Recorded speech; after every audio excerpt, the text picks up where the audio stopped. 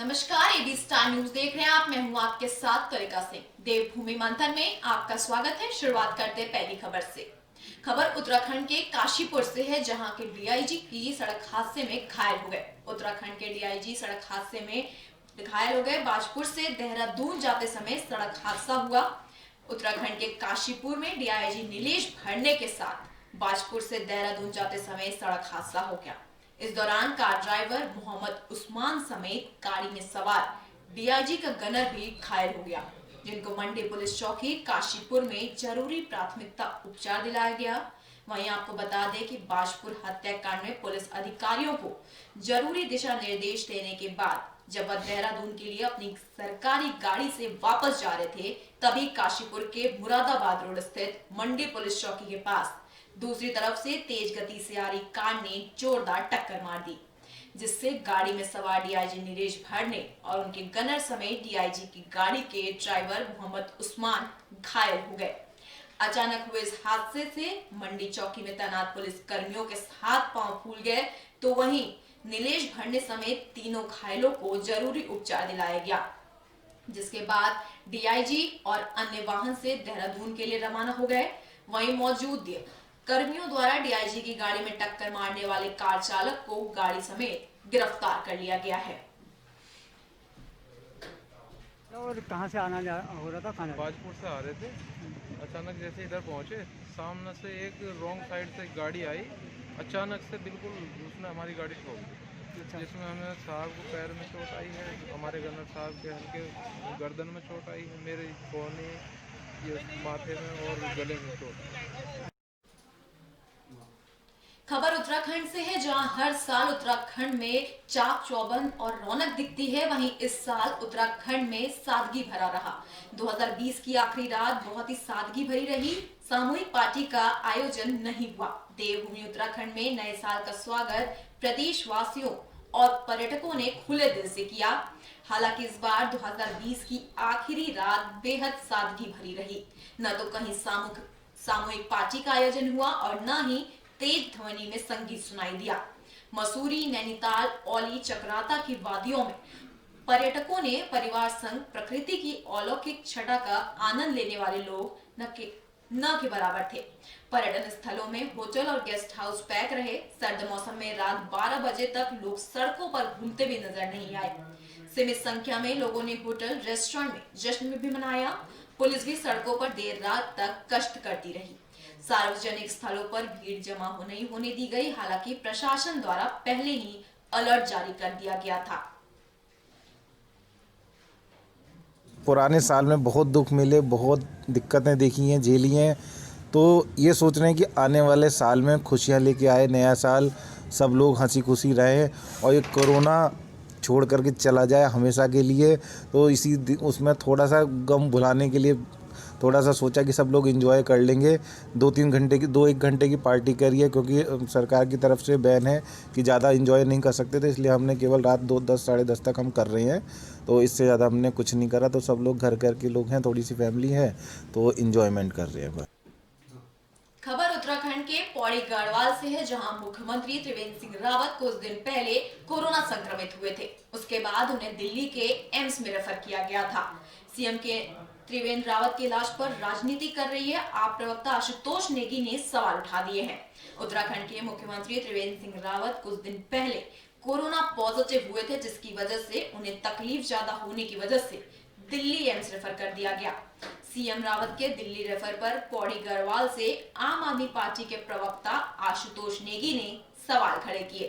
आम आदमी पार्टी के प्रदेश प्रवक्ता आशुतोष नेगी ने कहा कि वे मुख्यमंत्री के जल्द स्वस्थ होने की कामना करते हैं, लेकिन मुख्यमंत्री का इलाज प्रदेश से बाहर होना उत्तराखंड की स्वास्थ्य सुविधाओं पर बहुत बड़े सवाल पैदा करता है। उन्होंने बताया, जब मुख्यमंत्री को ही अपनी स्वास्थ्य सुविधाओं पर भरोसा नहीं है, तो आम जनमानस को स्वास्थ्य के प्रति कैसे आश्वस्त कर पाएंगे। उत्तराखंड के मुख्य सचिव ओम प्रकाश का बड़ा हैरानी भरा बयान आया है, जिसमें वो कहते हैं कि उत्तराखंड के मुख्यमंत्री त्रिवेंद्र सिंह रावत को बेहतर इलाज के लिए दिल्ली भेजा गया है। तो क्या इसका ये मतलब है कि उत्तराखंड में स्वास्थ्य सुविधाएं बेहतर नहीं है और जो यहाँ का आम जनमानस है वो भगवान भरोसे है। मैं आपको ये भी कहना चाहूँगा कि कुछ दिन पहले इसी उत्तराखंड सरकार ने एक आदेश जारी करवाया है कि क्रिसमस और 31 दिसंबर को जगह जगह जो होटल्स हैं वहाँ लोग एकत्रित न हों और वहाँ पे नए साल को सेलिब्रेट न करें। खबर उत्तराखंड के रामनगर से है, जहां इस साल नए साल में जिम कॉर्बेट पार्क में पर्यटकों का जमावड़ा देखने को मिला। वहीं हुड़दंगियों के पर पुलिस ने कार्रवाई भी की। उत्तराखंड के रामनगर में मौजूद कॉर्बेट के लैंडस्केप में पड़ने वाले 300 से ज्यादा रिजॉर्ट्स 31 दिसंबर यानी नए साल की पहली रात में लगभग फुल रहे, जहां दूर दराज से लोग नए साल के स्वागत के लिए रामनगर के कॉर्बेट नेशनल पार्क पहुंचे। वहीं लोगों ने कॉर्बेट सफारी के साथ ही आसपास के इलाकों का भी भ्रमण किया। 31 दिसंबर की रात में पर्यटकों ने केक काटकर नए साल का स्वागत भी किया। इस दौरान कॉर्बेट में पर्यटकों की भीड़ उमड़ पड़ी थी, जिससे पर्यटकों के नए साल के आरंभ में आतिशबाजी भी की और केक काटकर एक दूसरे को खिलाया। नए साल पर लोगों ने कोरोना वायरस को खात्मा की कामना की है। वहीं ढिकुली के निजी रिजॉर्ट में 8 हरियाणा से आए युवकों ने खूब हुड़दंग मचाया। रिजॉर्ट स्वामी ने पुलिस को इसकी सूचना दी। मौके पर पहुंची पुलिस ने इन युवकों को समझाने का भी प्रयास किया, लेकिन युवक हुड़दंग और गाली गलौज करते रहे, जिसके बाद पुलिस युवकों को सही सबक सिखाया। इस मौके पर पर्यटकों का कहना है कि सभी आशा करते हैं कि नया साल 2021 सबके लिए शुभ रहे। वहीं होटल मालिकों का कहना है कि जैसे 2020 में पर्यटन कारोबार ठप पड़ गया, अब उम्मीद करते हैं कि 2021 सभी होटल कारोबारियों के लिए बढ़िया रहे।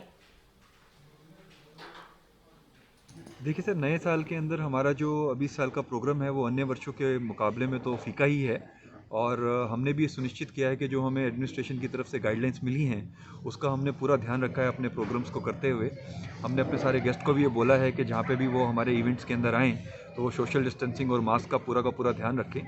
हालांकि मैं आपको ये भी बताना चाहूँगा कि दिसंबर के अंदर थोड़ा सा पर्यटकों के हिसाब से हमारा बिज़नेस पिकअप होना शुरू हुआ है, और मैं आशा करता हूं कि आने वाले 2021 के अंदर जनवरी के अंदर ये बिज़नेस और फले फूले और हमारी जो टूरिज़्म इंडस्ट्री है उसको आने वाले वर्ष के अंदर हमारे को और ज़्यादा आगे जाके बेहतर माहौल मिले और बहुत अच्छा हमारा आगे बिज़नेस बढ़े। सर देखिए, हम लखनऊ से आए हैं, आज हम यहाँ पर उत्तराखंड में हैं और बहुत मज़ा आ रहा है। बहुत दिनों से इतने घुट गए थे कोरोना से, तो अब दिमाग में सिर्फ एक ही चीज़ है, इस साल का रेजोल्यूशन कोरोना को दुनिया से दूर भगाना है।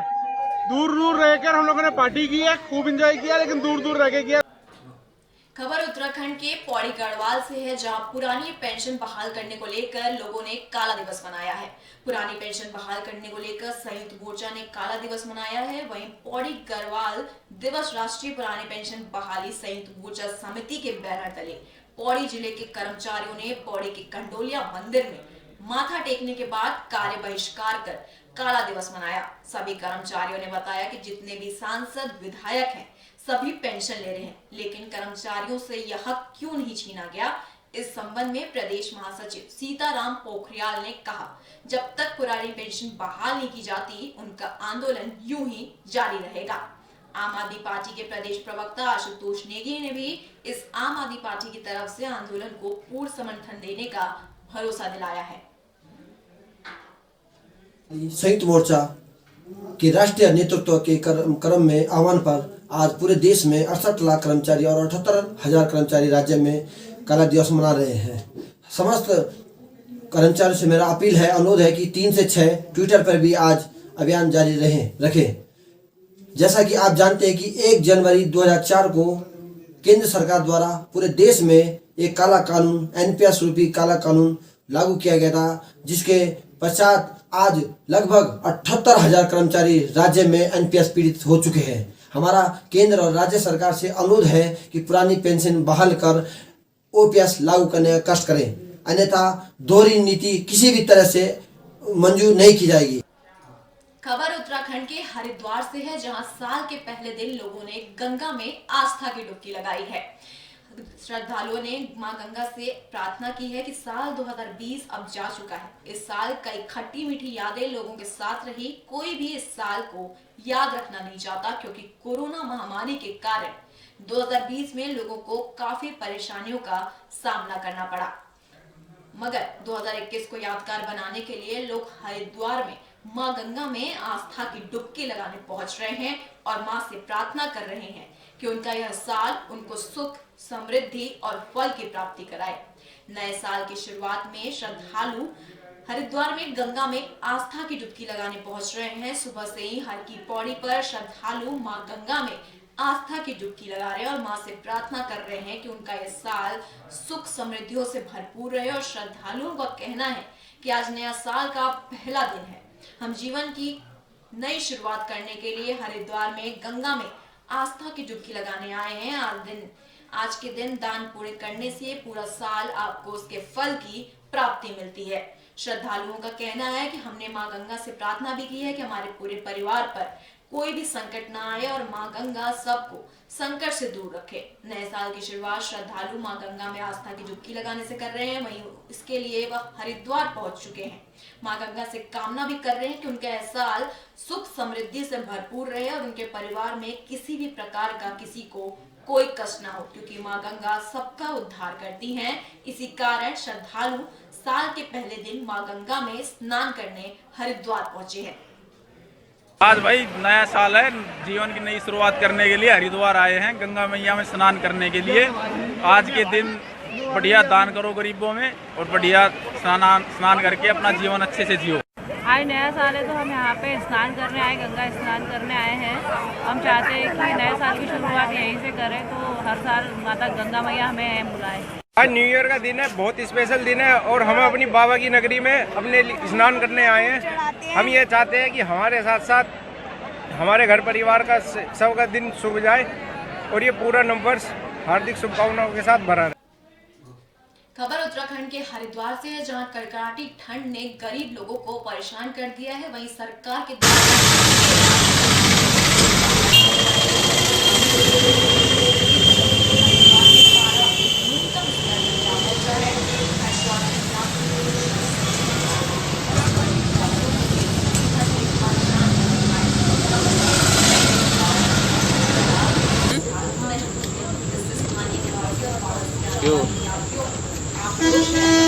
क्या कर रहा हो?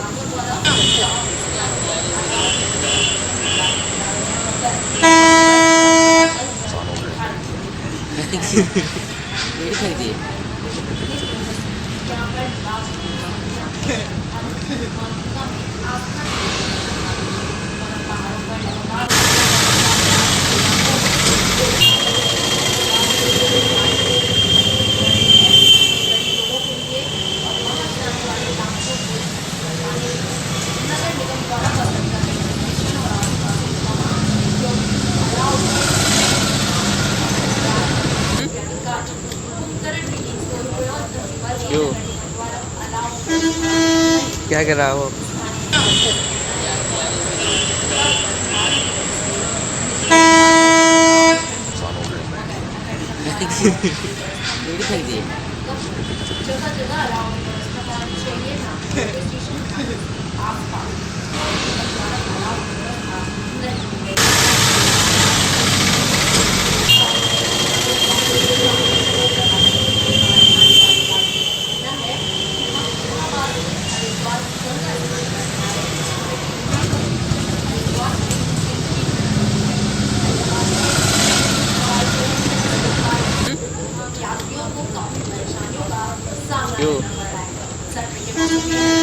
क्या कर रहा हो?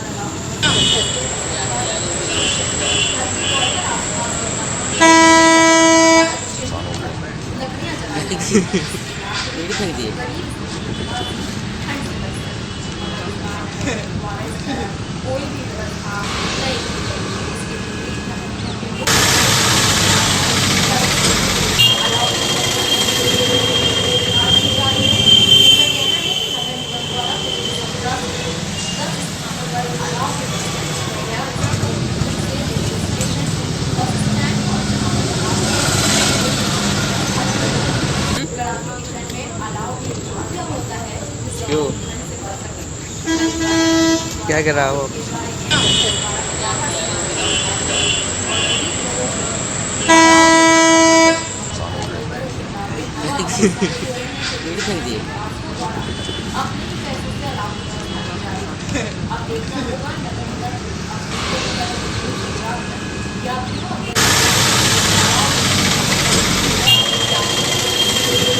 हमने इलाहाबाद से यहाँ आए हैं। इतनी उम्मीद नहीं थी कितनी भयानक ठंड यहाँ पर है। यहाँ पर जो कपकपी वाली ठंड है, सर्दी, बर्फीली हवाएं चल रही है। हमने अपने पूरे बंदोबस्त के साथ नहीं आए थे, यहाँ आने पर पता चला कितनी सर्दी कड़ाके की हो रही है, ऊपर बर्फ गिर रही है, शीतलहर चल रही है, हवा तेज चल रही है, कोहरा भी बहुत तेज है, गाड़ियाँ भी दीपड़ और लाइट जला के चल रहे हैं। तो नगर निगम को चाहिए थोड़ा सा जो है अलाव व्यवस्था कराएं, जगह जगह जो दुकानें हैं उनके बाहर, जो हमारे यहाँ पे तो स्टेशन के पास में तो होना चाहिए। नगर निगम द्वारा पिछले सप्ताह से ही लगभग 10 स्थानों पर अलाव की व्यवस्था की गई है, जिसमें मुख्य रूप से रेलवे स्टेशन, बस स्टैंड और जहाँ पर ऐसे लोग जो दूर से आते हैं या सामान्य रूप से कहीं भी फुटपाथ पर रुक जाते हैं, ऐसे स्थान पर व्यवस्था की। उत्तराखंड के हरिद्वार में पेंट माई सिटी का कार्यक्रम का आयोजन हुआ, जिसके उद्घाटन में मुख्य कैबिनेट मंत्री मदन सिंह भी मौजूद रहे। कुंभ नगरी हरिद्वार में इस वर्ष महाकुंभ का आयोजन होने जा रहा है, जिसको लेकर विभिन्न तरह के कार्य हरिद्वार में चल रहे हैं, जिसमें हरिद्वार को सुंदर बनाने के लिए दीवारों पर सांस्कृतिक आकृतियां बनाई जा रही हैं, जिसमें प्राचीन सभ्यता की कलाकृतियां, भारतीय संस्कृति की झलक सड़कों से लेकर पुलों और घाटों पर देखने को मिलेगी। कैबिनेट मंत्री मदन कौशिक ने संत के चित्र पर संत के मस्तक पर तिलक लगाकर पेंट माई सिटी का शुभारंभ किया। कैबिनेट मंत्री मदन कौशिक ने बताया कि आने वाले कुंभ को लेकर सरकार यात्रियों की सुविधाओं के लिए हर संभव प्रयास कर रही है, ताकि यात्रियों को किसी प्रकार की परेशानियों का सामना न करना पड़े, और जो इसको हरिद्वार आएंगे उनको धर्मनगरी हरिद्वार में भारतीय संस्कृति की झलक भी देखने को मिलेगी। हम लोग 2021 महाकुंभ की दृष्टि से शहर को सजा रहे हैं, सुंदर कर रहे हैं। आने वाले हमारे श्रद्धालु हैं, उनको जो हमारी संस्कृति है, राज्य की संस्कृति, देश की संस्कृति, कुंभ की संस्कृति, तो वो एक पेंटिंग के माध्यम से भी वो जानकारी उनको मिल सके। और इसी परिप्रेक्ष्य में पूरे शहर के अंदर पेंटिंग को एक माध्यम बनाकर हम लोग अपनी संस्कृति को परिलक्षित कर रहे हैं, प्रदर्शित कर रहे हैं, जिससे आने वाले श्रद्धालुओं में एक भक्ति भावना के रूप में भी रहे कि हाँ, ये एक ऐसा शहर है जहाँ जिस शहर में हम इस रूप में आ रहे हैं। फिलहाल के लिए देवभूमि मंथन में इतना ही। देश और दुनिया की तमाम खबरों के लिए देखते रहिए AB स्टार न्यूज़। नमस्कार।